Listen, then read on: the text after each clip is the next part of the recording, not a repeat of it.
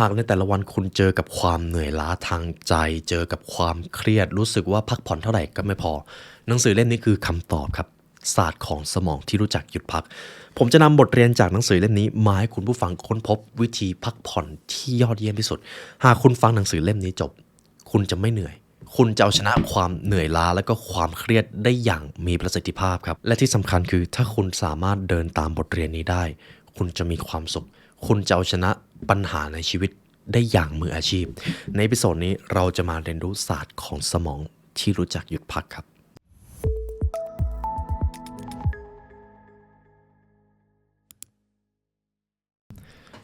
ศาสตร์ของสมองที่รู้จักหยุดพักครับในเอพิโซดนี้เราจะมาพูดถึงหนังสือเล่มนี้กันทำไมต้องเป็นเรื่องของสมองและทำไมคุณต้องพักก่อนอื่นผมจะมาตั้งคำถามให้คุณผู้ฟังค้นพบความจริงบางอย่างในชีวิตที่บางครั้งมันก็เจ็บปวดนะครับคุณผู้ฟังเคยหรือเปล่าที่ว่าต่อให้งานมันจะยุ่งหรือไม่ยุ่งแต่เมื่อหมดวันคุณก็รู้สึกเหนื่อยอยู่ดีทั้งที่บางทีคุณอาจจะไม่ได้ทำอะไรเป็นชิ้นเป็นอันเลยต่อให้คุณหยุดพักหรือนอนนานแค่ไหนคุณก็รู้สึกว่าคุณไม่หายเหนื่อยหรือคุณรู้สึกว่าตัวเองไม่มีสมาธิเอาแต่คิดนู่นคิดนี่จนสุดท้ายก็เกิดความฟุ้งซ่านแล้วก็ไม่มีความสุขเคยเจอสภาวะแบบนั้นไหมครับจริงๆมันเป็นอะไรที่ทรมานมากนะครับโดยเฉพาะอย่างยิ่งพักเท่าไหร่ก็ไม่หายเหนื่อยทำงานทำไปตั้งเยอะแต่ก็รู้สึกว่าไม่ได้มีความรู้สึกเหนื่อยแต่คุ้มผู้เขียนหนังสือเล่มนี้ครับคุณคุงายะจึงได้เอาหลักการทางวิทยาศาสตร์ที่จะทำให้คุณผู้ฟังแก้ปัญหาตรงนี้ได้ คนส่วนใหญ่จะมีความเชื่ออย่างหนึ่งก็คือการพักเท่ากับการให้ร่างกายหยุดพักใช่ไหมครับเราก็เลยเลือกที่จะเอาไปนอนหรือบางท่านก็ดูหนังเอกเขนกบนโซฟาถามว่ามันช่วยได้หรือเปล่าช่วยได้นิดเดียวครับเพราะจริงๆไอตัวการที่เหนื่อยบางครั้งมันไม่ได้มาจากร่างกายมันมาจากสมองครับ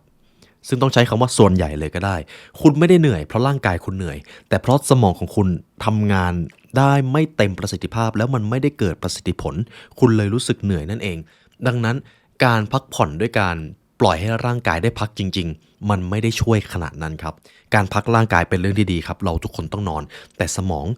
หลายครั้งเรามองข้ามเจ้าสิ่งนี้ไปนั่นเองคำถามก็คือแล้วทำไมความเหนื่อยล้าของสมองกับความเหนื่อยล้าของร่างกายมันใช้วิธีการพักแบบเดียวไม่ได้ผู้เขียนหนังสือครับเขาบอกว่าความเหนื่อยล้าของสมองมันจะต่างจากความเหนื่อยล้าของร่างกายเป็นเหตุผลที่ว่าการพักร่างกายเพียงอย่างเดียวไม่ได้ช่วยให้สมองหายเหนื่อยเมื่อสมองเหนื่อยสะสมหนักเข้ามันจะเริ่มส่งผลต่อประสิทธิภาพการทำงานของร่างกายครับและถ้าหากหนักหน่อยมันอาจถึงขั้นพัฒนาไปเป็นโรคร้ายแรงได้บางท่านก็อาจจะเป็นโรคหัวใจแบบนั้นก็มีครับอย่างเช่นความเครียดบางครั้งคุณไม่ได้เครียดเพราะร่างกายคุณเหนื่อยแต่คุณเครียดจากปัญหาหลายอย่างที่มันสะสมแล้วสมองของคุณไม่รู้วิธีต่อสู้กับความเครียดนั้นจนสุดท้ายมันส่งผลด้านลบต่อร่างกายถ้าเห็นได้บ่อยเลยก็คือเครียดจนลงกระเพาะใช่ไหมครับเหตุผลจริงๆเป็นแบบนี้ครับเวลาคุณผู้ฟังเครียดมันเริ่มต้นมาตั้งแต่สมองที่เป็นส่วนของความคิดแล้วพอความคิดมันเครียดครับจริงๆแล้วร่างกายของเราไม่ได้มีสมองเรียกว่าก้อนเดียวร่างกายของเรามีสมองหลายส่วนมากหัวใจก็เป็นหนึ่งนะครับกระเพาะก็เป็นหนึ่งแต่ผมจะอธิบายคร่าวๆนะมาจากของดรโจดิเพนซาส่วนที่เกี่ยวกับความรู้สึกเชิงลบหรือความรู้สึกเชิงสัญชาตญาณจะอยู่ข้างล่างสะดือหมดเลยครับ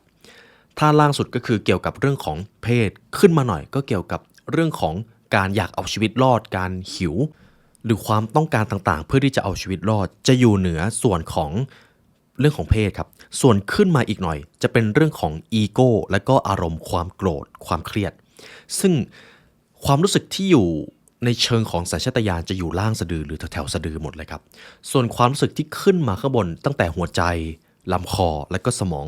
จะเป็นความรู้สึกเชิงบวกในภาษาสากลจะเรียกว่า elevated emotion ครับมันเลยเริ่มเป็นเหตุผลแบบนี้ครับว่าทำไมเวลาคุณเครียดมันจะต้องไปเกี่ยวข้องกับกระเพาะตลอดเลยคุณจะปวดท้องบ้างคุณจะเครียดลงกระเพาะบ้างเพราะสมองส่วนที่เกี่ยวโยงกับความเครียดหรือการเอาชีวิตรอดมันอยู่ตรงนั้นนั่นเอง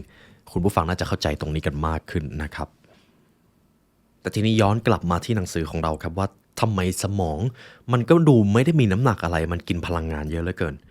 สมองมนุษย์ครับมีน้ำหนักประมาณ 2% ของน้ำหนักตัวแต่เป็นอวัยวะที่ ตะกรามพลังงานมากครับคือใช้พลังงานไปถึง 20% ของทั้งหมดสมองที่ใช้พลังงานส่วนใหญ่จะเป็นสมองส่วนเครือข่ายอัตโนมัติที่จะทำงานในขณะที่คุณพักผ่อนครับตรงนี้อยากให้จำให้ดีนะครับมันจะมีชื่อภาษาสากลว่า default mode network ครับหรือ DMN DMN คืออะไรให้ผมพูดง่ายๆเลยก็คือ DMN คือสมองส่วนที่ทำงานตอนที่คุณไม่รู้สึกตัวครับหรือกำลังล่องลอยไปกับบางสิ่งบางอย่างอยู่ไม่ได้จดจ่ออยู่กับงานที่ทำนี่คือสมองส่วนที่ใช้พลังงานสูงมากทีนี้คุณผู้ฟังก็จะเริ่มสงสัยแล้วว่าถ้าอย่างนั้นในช่วงเวลาที่เราเหม่อลอยไม่ได้จดจ่อกับอะไรสักอย่างอย่างนี้เราก็เหนื่อยง่ายสิถูกต้องแหละครับสมองของคุณจะใช้เวลาและพลังงานหนักมากในช่วงเวลานั้น DMN เป็นเครือข่ายที่กินพื้นที่หลายส่วนของสมองตั้งแต่ medial prefrontal cortex posterior cingulate cortex สมองส่วน precuneus เยอะมากครับมันจะทำงานหนักขึ้นเวลาที่คุณไม่ได้ตั้งใจคิดอะไรเขาว่ากันว่านะครับตามหลักวิทยาศาสตร์ก็คือเจ้า DMN มันใช้พลังงานมากถึง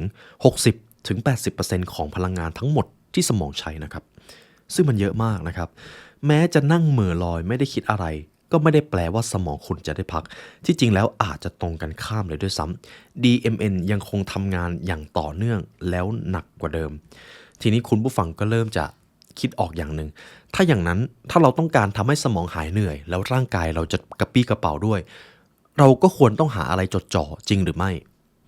ถูกต้องครับแล้วถ้าการที่จะหาอะไรจดจ่อมันก็จะไปโยงกับสิ่งหนึ่งที่เราไม่ค่อยชอบกันก็คือการนั่งสมาธิครับใช่ครับบางท่านก็อาจจะรู้สึกว่าโอ้โหมันเป็นอะไรที่เหนื่อยแล้วก็ยากมากการนั่งสมาธิผมจะไม่ได้พูดถึงขั้นการไปถึงขั้นวิปัสสนานะครับเพียงแค่คุณผู้ฟังหาอะไรจดจ่อในตัวเอง DMN มันก็ได้พักครับสิ่งนั้นคืออาจจะเป็นลมหายใจอาจจะเป็นท้องของคุณหรือทุกๆครั้งที่คุณก้าวเดินลองส่งความรู้สึกไปที่เท้าของคุณและคุณจะรู้ถึงการมีอยู่นั่นแหละครับคือสิ่งที่เรียกว่าการจดจ่อครับสิ่งนี้คือสิ่งที่ผู้บริหารหรือผู้นำระดับโลกเขาใช้กันนะครับถ้าคุณผู้ฟังศึกษาเรื่องของกิจวัตรคนสำเร็จในเรื่องของการนั่งสมาธิหรือการหาอะไรจดจ่อทำไมพวกเขาจึงให้ความสำคัญกับสิ่งนี้เพราะมันเป็นการทำให้สมองได้เข้าสู่โหมดศักยภาพสูงสุดครับเจ้าของธุรกิจหรือผู้บริหารชื่อดังที่ผมจะนำชื่อมาให้ก็คือคุณสตีฟ จ็อบส์ผู้ก่อตั้ง Apple มาร์ค เบนิออฟ CEO ของ Salesforce เจฟส์ ไวเนอร์ CEO ของ LinkedIn จอห์น แมคคี CEO ของ Whole Foods Market อีแวน วิลเลียมผู้ก่อตั้ง Twitter มีอีกเยอะเลยครับบริษัทยักษ์ใหญ่อย่าง Google เองก็ใช้โปรแกรมนี้เช่นกันเขาเรียกว่า SIY ครับ Search Inside Yourself ก็คือให้คนได้มีโอกาสกลับมาสนใจโลกภายในของตัวเองซึ่งทำเป็นกิจกรรมอย่างจริงจังเลยนะครับ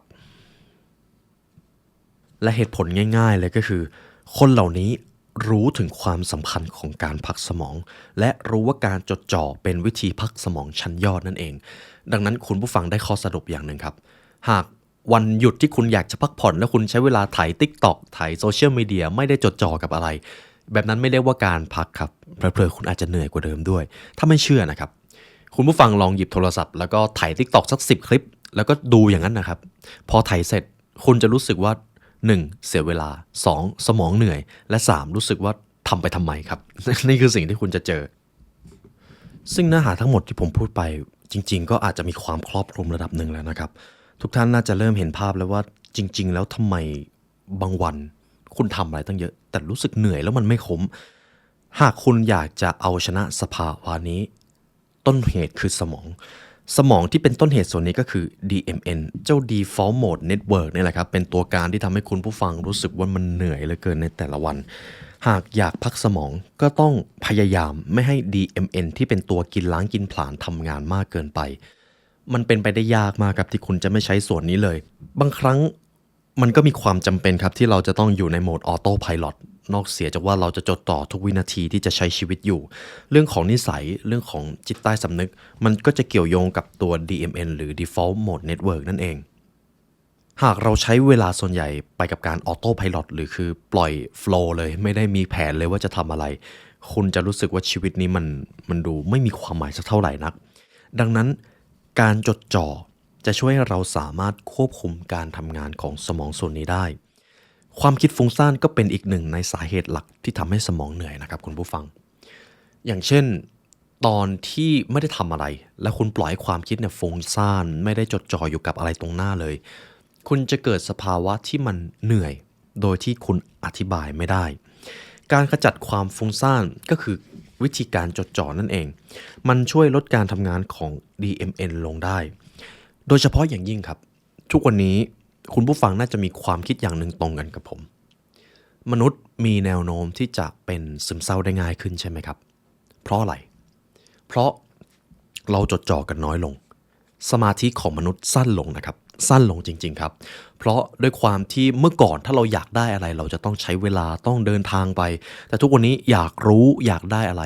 กดเลยเดี๋ยวเขาส่งมาให้อยากซื้ออะไรช้อปปิ้งเลยเดี๋ยวเขามาส่งให้อยากรู้อะไรเซิร์ชโซเชียลมีเดียเลยเซิร์ชไปเซิร์ชมาไปเซิร์ชเรื่องของคนอื่นซะงั้นมันทำให้เราจดจ่อ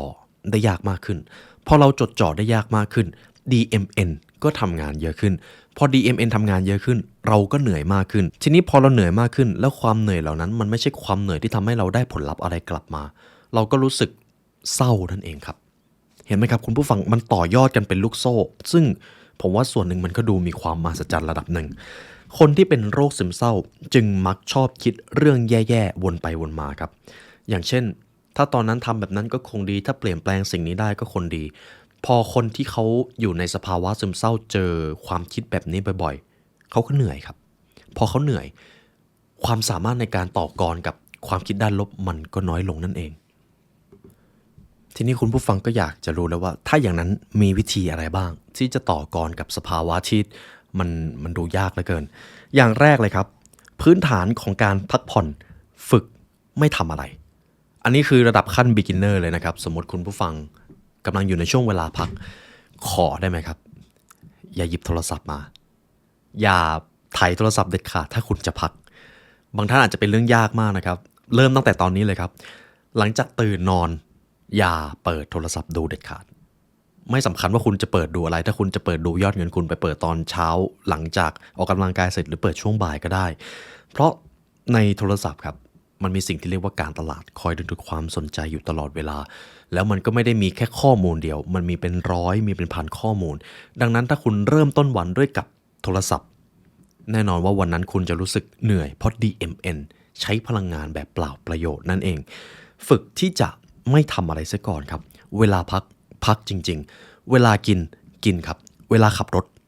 ครับอันนี้เป็นเรื่องราวส่วนตัวของผมเองคือทุกวันนี้เวลาผมขับรถผมจะไม่เปิดเพลงไม่เปิดอะไรเลยครับคือในรถผมจะเงียบมากถ้าไม่ได้มีคนอยู่แต่บางครั้งถ้ามีคนอยู่ก็อาจจะเปิดเพลงแนวบรรเลงเพื่อที่จะไม่ให้มันเงียบเกินไปส่วนเวลารับประทานอาหารครับบางท่านการรับประทานอาหารโดยที่ไม่เปิดโทรศัพท์มันอาจจะยากใช่ไหมครับลองเริ่มต้นฝึกนิสัยนี้ดูครับแล้วอาหารตรงหน้าของท่านมันจะอร่อยขึ้น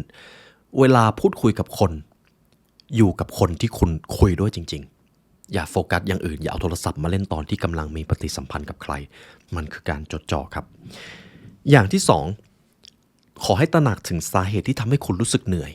ไม่ใช่เพราะร่างกายแต่เป็นเพราะสมองวิธีนี้จะทำให้คุณสามารถมีอาวุธในการต่อกรตลอดเวลาสิ่งนั้นคืออะไรรู้ไหมครับลมหายใจครับทุกๆครั้งเวลาทำอะไรพยายามอยู่กับลมหายใจตัวเองซึ่งสิ่งนี้มันมหัศจรรย์มากนะครับผมไม่สามารถอธิบายแบบชัดเจนได้ว่าเพราะอะไรเจ้าลมหายใจมันถึงมีอิทธิพลกับการอยู่กับปัจจุบันขนาดนั้นแต่ครับถ้าหากรู้สึกเหนื่อยลองหยุดทำทุกอย่างแล้วก็มาอยู่กับลมหายใจตัวเองบางท่านอาจจะไปนั่งสมาธิเลยก็ได้หรือบางท่านแค่นั่งเฉยๆปิดคอมปิดโทรศัพท์แล้วก็อยู่กับลมหายใจแบบนั้นก็ถือว่าพักแล้วครับข้อที่3ครับสาเหตุที่สมองของคุณเหนื่อยมักจะมาจากการคิดถึงเรื่องในอดีตที่ผ่านไปแล้วและอนาคตที่ยังมาไม่ถึงวิธีที่ทรงพลังอย่างยิ่งก็คือตามแบบฉบับของคุณเดลคาร์เนกีครับจงอยู่ในห้องที่มีแต่ปัจจุบันครับพยายามไม่ต้องไปคิดเรื่องอดีตมากหรือเรื่องอนาคตมากหากคุณจะวางแผนสิ่งที่มันจะเกิดขึ้นในอนาคตก็แค่จัดเวลาวางแผนส่วนเวลาอื่นๆอยู่กับปัจจุบันครับตรงนั้นเวลานั้นเพราะส่วนใหญ่แล้วปัจจุบันมันก็คือสิ่งเดียวที่เรามีครับนอกเหนือจากนั้นคุณไปเปลี่ยนแปลงหรือคุณจะไปควบคุมก็แทบเป็นไปไม่ได้เลยจงอยู่กับปัจจุบันแล้วความเหนื่อยของคุณจะลดน้อยถอยลงอย่างน่ามหัศจรรย์ กับอีกส่วนหนึ่งจะเป็นส่วนต่อไปที่เขาอธิบายไว้ดีมากครับจริงๆแล้วพฤติกรรมขยับอัตโนมัตินั่นแหละครับคือตัวการที่ทำให้คุณเหนื่อยลองคิดภาพว่าคุณผู้ฟังกำลังไปซูเปอร์มาร์เก็ตแล้วก็ยืนต่อแถวบางท่านอาจจะสั่งของเวฟหรือสั่งอะไรก็ตามนะครับในช่วงระหว่างที่ยืนนั้นคุณทำอะไรครับบางท่านส่วนใหญ่อาจจะหยิบโทรศัพท์มาดูมาถ่ายใช่ไหมครับบางท่านก็ไม่รู้ด้วยซ้ำว่าหยิบขึ้นมาทำไมแต่หยิบมาบางทีปลดล็อกแล้วก็ปิดล็อกแล้วก็เก็บแบบนั้นก็มีครับนั่นแหละครับคือสิ่งที่เรียกว่าพฤติกรรมการขยับอัตโนมัติถ้าเป็นไปได้นะครับคือเวลาผมไปซูเปอร์มาร์เก็ตแล้วเวฟของหรือไม่ได้ทำอะไรเลยต้องยืนรออยู่อย่างนั้นผมยืนเฉยๆครับซึ่งคุณผู้ฟังครับมันทำให้เราได้สังเกตสิ่งรอบตัวมากขึ้นแล้วคุณจะรู้สึกเหนื่อยน้อยลงด้วยลองท้าทายตัวเองแบบนี้ดูครับเวลายืนต่อคิวหรือเวลานั่งเมื่อๆอย่าปล่อยให้ตัวเองขยับอัตโนมัติหรือถ้าจะขยับก็ขอให้มันมาจากการตัดสินใจของคุณเองไม่ใช่เพียงเพราะสัญชาตญาณมันขับเคลื่อนตัวคุณนั่นเองกับอีกส่วนหนึ่งการทำอะไรหลายอย่างในเวลาเดียวกันมันจะทำให้คุณเสียสมาธิและเสียพลังงานแบบมหาศาลผมจำได้เลยว่าปีแรกที่ผมทำพอดแคสต์นะครับผมพูดถึงเรื่องนี้บ่อยพอสมควรสมองของมนุษย์ไม่ได้ถูกออกแบบมาให้ทำอะไรหลายอย่างในเวลาเดียวกันสมองของเราเป็นแบบนั้นครับสมองของเรามันถูกสร้างขึ้นมาเพื่อที่จะให้จดจ่อกับสิ่งที่ทำให้สุดความสามารถมากกว่าสิ่งที่เรียกว่า multitasking ดังนั้นมันเป็นเรื่องสำคัญมากที่จะกำหนดว่าในช่วงเวลาการทำงานที่มันสำคัญมันมีงานอะไรบ้างที่คุณจะทำไปทีละอย่างและทำให้มันเสร็จอย่าเผลอไม่วางแผนครับเพราะไม่ฉะนั้นมันจะเกิดสิ่งที่เรียกว่า multitask นั่นเองคุณจะทำหลายอย่างโดยไม่รู้ตัวแล้วไปมาไม่มีงานไหนเสร็จเลยทีนี้แหละครับเกิดความรู้สึกเหนื่อยเปล่าเหนื่อยตั้งแต่สมองจนไปถึงร่างกายนั่นเองและทีนี้ผมจะพูดถึงอีกหัวข้อหนึ่งครับคุณผู้ฟังเชื่อไหมครับจริงๆแล้วต่อให้เราไม่ต้องหายใจทุกเวลาไม่ต้องนั่งสมาธิเราก็มีน้ำยาอย่างหนึ่งที่ช่วยขจัดความเหนื่อยมาตั้งแต่เกิดแล้วลองทายดูครับว่าสิ่งนั้นเราได้มาในช่วงเวลาไหนคำตอบนะครับตอนนอนครับตอนนอนช่วงเวลาที่เราหลับครับคือช่วงเวลาที่สมองสร้างฮอร์โมนหรือสารเคมีที่มาชำระล้างความเหนื่อยชำระล้างความเครียดไม่ใช่เรื่องเกินจริงเลยครับเราวิวัฒนาการสูงสุดในตอนหลับครับต้องหลับสนิทนะครับคือถ้านอนวันละ 2-3 ชั่วโมงแบบนั้นไม่นับครับการนอนมันจึงสำคัญมากผู้เขียนเขาบอกไว้เลยว่าการนอนและการจดจ่อคือการช่วยทำความสะอาดสมองที่ทรงพลังที่สุดเพราะเราเป็นสิ่งมีชีวิตที่ต้องใช้เวลา8ชั่วโมงใน24ชั่วโมงไปกับการนอนนะครับดังนั้นแสดงว่าการนอนมันต้องสำคัญมากธรรมชาติถึงบังคับให้เรานอนถึง8ชั่วโมงสิ่งนี้ถ้าคุณทำให้มันเป็นกิจวัตรที่มีคุณภาพได้คุณจะเอาชนะความเหนื่อยได้เกิน 50% ในชีวิตเลยครับเรื่องการนอนนะครับสำคัญมากจริงๆนี่คือยาที่ดีที่สุดยิ่งกว่ายาเม็ดใดๆในโลกนี้สิ่งนี้ผมชอบมากเลยที่เขาตั้งชื่อว่าเป็นน้ำยาทำความสะอาดสมองงานวิจัยที่ศึกษาเกี่ยวกับการนอนหลับมีการพัฒนาอย่างต่อเนื่องครับผมเชื่อว่าคุณผู้ฟังเองก็เริ่มเห็นความสำคัญถึงสิ่งนี้มากๆด้วยเช่นกันวิธีการนอนที่ดีเป็นอย่างไรแล้วจะสร้างนิสัยการนอนที่ดีอย่างไรต่อไปนี้นะครับจะเป็นข้อปฏิบัติเพื่อช่วยให้ทุกท่านหลับสนิทถ้าท่านทำตามนี้ได้ท่านจะสนุกกับการนอนเชื่อไหมเพราะเมื่อตื่นมาครับคุณจะรู้สึกสดชื่นรู้สึกว่าโอ้โหเมื่อคืนคุณได้รับพรวิเศษมาจากธรรมชาติอย่างแรกเลยครับข้อที่ 1กำหนดเวลาเข้านอนและตื่นนอนให้ชัดเจนครับเพราะผมอาจจะไม่ได้ให้ความสำคัญที่ว่าคุณจะต้องนอนเวลาไหนตื่นเวลาไหนแต่ผมขออย่างเดียวกำหนดเวลาเข้านอนและตื่นนอนให้ชัดเจนก่อนหากคุณทำงาน9โมงผมก็แนะนำว่า6โมงควรตื่นได้แล้วแต่ถ้าอยากฮาร์ดคอร์หน่อยตี 5ตื่นมาวิ่งครับอันนั้นจะเป็นแบบฉบับนอกเหนือจากหนังสือนะครับที่ผมใช้แต่มันจะทำให้สมองจดจำจังหวะของนาฬิกาชีวภาพในร่างกายได้ย้ำอีกครั้งครับคุณจะเข้านอนตอนไหนและคุณจะตื่นตอนไหนกำหนดให้ชัดเจนข้อที่ 2งดกินของที่มีสารกระตุ้นสมองเช่นคาเฟอีนครับในทุกวันนี้กาแฟมันจะเป็นสิ่งที่ขาดไม่ได้แล้วใช่ไหมครับสำหรับมนุษย์ออฟฟิศอย่างเราคือคาเฟอีนไม่ได้มีปัญหาครับแต่มันจะมีปัญหาทันทีถ้าคุณไปกินหลังบ่าย 2หรือถ้าไวหน่อยก็หลังเที่ยง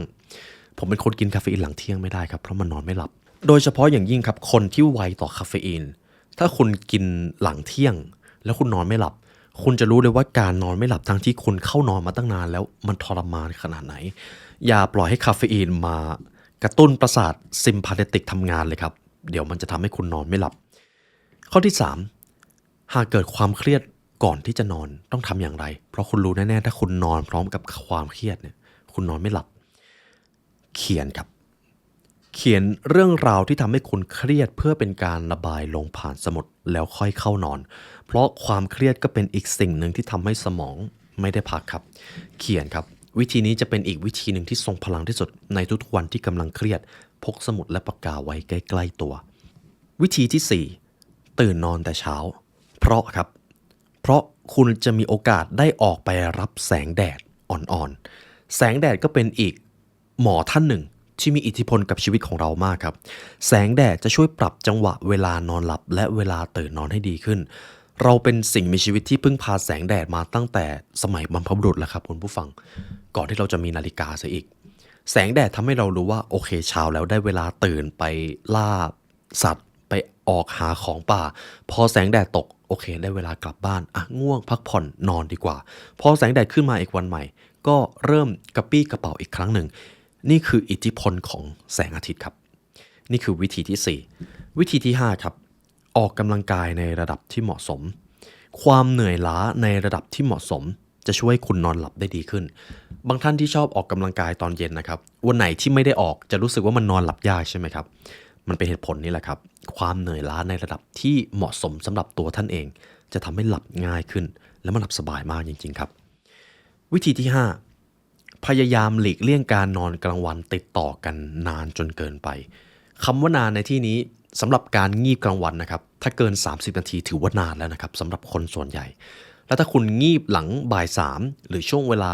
เย็นๆที่ภาษาไทยเราจะเรียกกันว่าผีตากผ้าอ้อมใช่ไหมครับ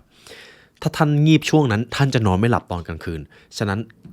ระหว่างงีบถ้ามีนาฬิกาคอยแจ้งเตือนก็ดีครับวิธีต่อไปพยายามอย่ารับประทานอาหารก่อนเข้านอนครับเพราะกระเพาะอาหารที่ย่อยอาหารมันใช้พลังงานสูงมากแล้วถ้าคุณรับประทานอาหารก่อนเข้านอนถ้าคุณโชคดีก็อาจจะนอนไม่หลับแต่ถ้าคุณโชคร้ายก็คือกรดไหลย้อนนั่นเองวิธีต่อไปครับเมื่อตื่นนอนแล้วให้ลุกจากเตียงทันทีมันเป็นการฝึกให้สมองจดจำว่าเตียงเป็นสถานที่สำหรับนอนเท่านั้นไม่ใช่การเขาเรียกว่าแผ่ร่างกายฆ่าเวลานั่นเองเมื่อตื่นแล้วก็ขอให้ลุกทันทีครับกับอีกวิธีหนึ่งครับที่ผมว่ามันน่าจะทรงพลังพอๆกันถ้าคุณเป็นคนนอนหลับยากนะครับลองฟังคลิปช่อง YouTube ช่องหนึ่งชื่อว่า The Library ครับแล้วคุณอาจจะนอนหลับก็ได้เสียงของผมบางทีมันก็อาจทำให้ตัวผมยังอยากหลับได้เลยบางครั้งนี่ก็เป็นคู่มือที่จะทำให้คุณผู้ฟังได้เข้าถึงน้ำยาทำความสะอาดสมองที่ดีที่สุดที่จริงๆเราทุกคนมีติดตัวใช่ไหมครับเจ้าสิ่งนี้เพียงเท่านี้บทเรียนที่ผมพูดมาคุณผู้ฟังก็เริ่มที่จะเอาชนะสภาวะความเหนื่อยในสมองได้แล้วทีนี้ผมจะพูดถึงส่วนสุดท้ายครับ7วิธีนี้จะทำให้คุณขจัดความเหนื่อยล้าได้เป็นปลิดทิ้งเลยเป็นส่วนที่สำคัญมากในหนังสือเล่มนี้อย่างที่1ใช้วิธีหายใจแบบจดจ่อครับถ้าคิดอะไรไม่ออกอยู่กับลมหายใจของตัวเองเข้าไว้แล้วคุณจะรู้สึกเหนื่อยน้อยลงคุณจะรู้สึกว่าคุณมีพลังงานทำสิ่งที่สำคัญได้อย่างมีประสิทธิภาพมากขึ้น 2. หากคุณรู้ตัวเองว่าตอนนี้คุณกำลังคิดฟุ้งซ่านคิดไปคิดมาชวนเครียดชวนเหนื่อยลองจดจ่อขณะที่คุณกำลังเคลื่อนไหวร่างกายดูครับถ้ากำลังเดินลองจดจ่อกับเท้าที่กำลังสัมผัสพื้นหรือสิ่งรอบๆตัวแล้วก็สังเกตสิ่งนั้นอยู่กับปัจจุบันนั่นเอง 3. เมื่อคุณเจอความรู้สึกเครียดจนส่งผลเสียต่อสุขภาพคำแนะนำเดียวนะครับฝึกนั่งสมาธิครับ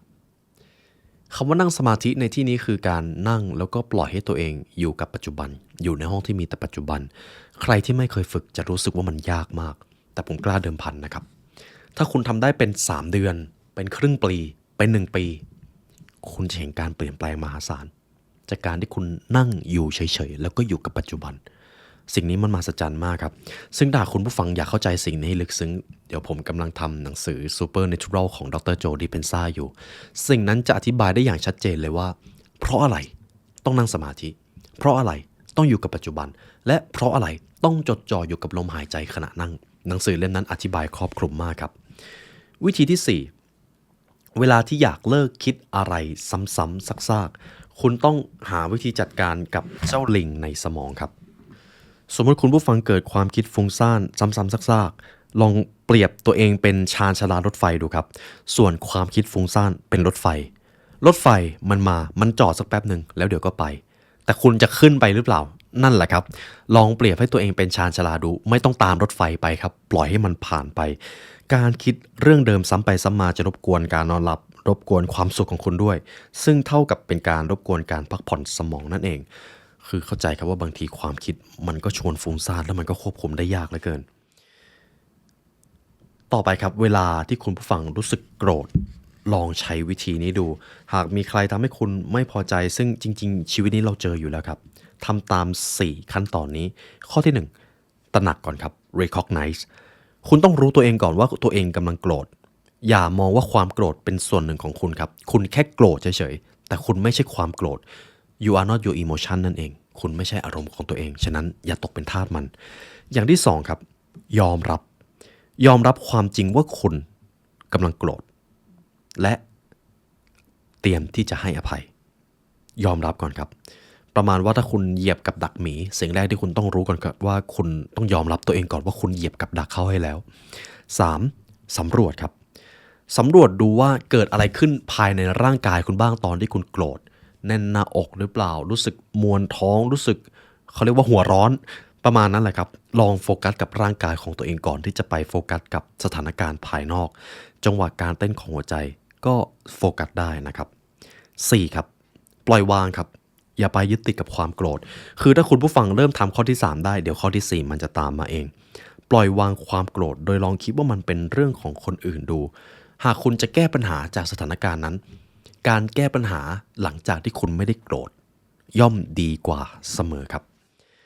นี่ก็เป็นบทเรียนที่ผมนำมาให้นะครับซึ่งข้อที่ผมนำมาพูดก็ครอบคลุมแล้วครับในการที่จะให้คุณผู้ฟังรับมือกับความโกรธหนังสือเล่มนี้จริงๆคุณคุงายาครับเขาเขียนมาในเชิงการเล่าเรื่องผ่านตัวละครบุคคลที่1ผมเลยนำบทเรียนที่สำคัญมาสรุปให้คุณผู้ฟังเพื่อที่ว่าท่านจะได้มีความสบายใจในการใช้ชีวิตแล้วก็อยู่กับสภาวะที่สงบนิ่งมากขึ้นและเช่นเคยครับคุณผู้ฟังฟังมาถึงตรงนี้แล้วอยากใช้เวลาเรียนรู้ให้ลึกซึ้งกับ The Library นะครับคุณผู้ฟังสามารถเรียนรู้ได้ผ่านพรีเมียมคอนเทนต์ของพวกเราครับในที่อย่างนั้นจะมีความรู้จากตำราความสำเร็จที่พวกเราคัดเลือกมาให้บางความรู้ก็เป็นบทเรียนที่ผมใช้ในการบรรยายจริงเวิร์กช็อปจริงทำจริงครับและบางความรู้เองก็เป็นสิ่งที่ผมไม่สามารถนำมาพูดในที่สาธารณะได้เลยขอทำไว้ในพรีเมียมคอนเทนต์ครับเพราะที่อย่างนั้นเราสามารถคัดลูกค้าชั้นยอดเช็คเช่นทุกท่านได้นั่นเองและในวันนี้ครับหากทุกท่านฟังมาถึงตรงนี้ตัวผมรู้สึกยินดีและเป็นเกียรติอย่างยิ่งที่เรามีโอกาสได้มาเรียนรู้ด้วยกันในวันนี้ได้เวลาอันสมควรแล้วครับทีมงาน The Library Learn และตัวผมไลออนยูวสินขอลาไปก่อนขอให้วันนี้เป็นวันที่ยอดเยี่ยมของทุกท่านครับสวัสดีครับ